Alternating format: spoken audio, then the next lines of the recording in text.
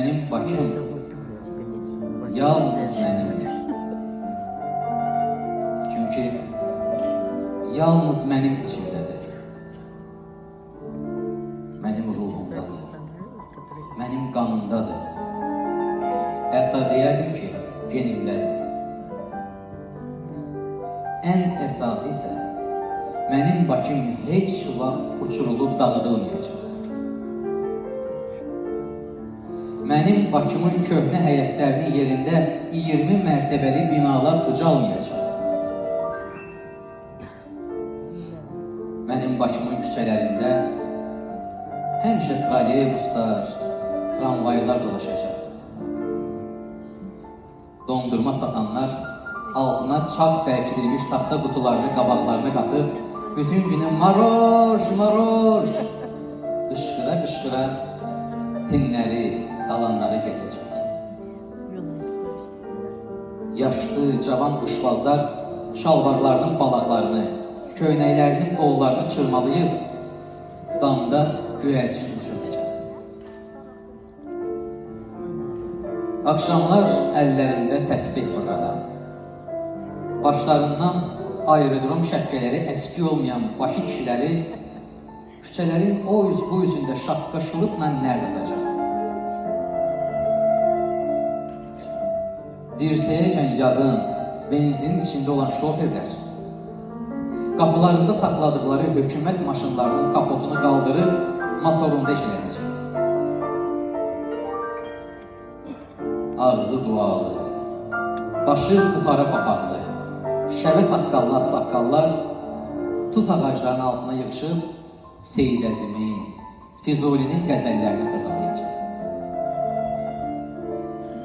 Arvadlar həyətlərdə paltar uyuya-uyuya dünən axşam televizorda göstərilən İndiyski kinonu müzakirə edəcək.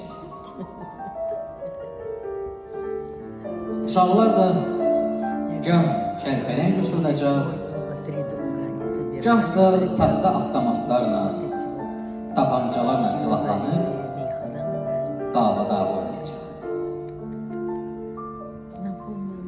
Və başdan başa qırın verən bu idiliya əbədiyyətə qədər dəyişməyəcək. Hər şey olduğu kimi qalacaq. Heç kim qocalmayacaq, ölməyəcək. Heç yer uçurulub dağıdılmayacaq. Hər şey olduğu kimi qalacaq. Mən də Əzrailin dəvətnaməsini alana qədər qırı verən bu tablonu hər gün seyr edəcəm. Tozmasanda siləcəm. İstadanda qurudacam. Çirk olanda yuyacam. Ən nihayət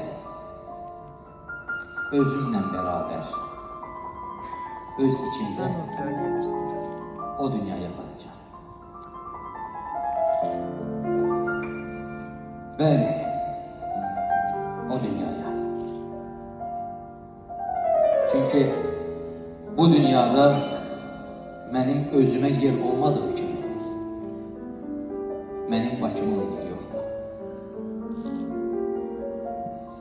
Nə mənim Bakıma, nə də onun tarixini.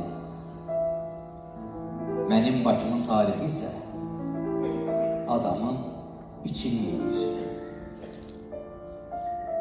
Hətta nağıl olsa belə. Nağıl olsa belə.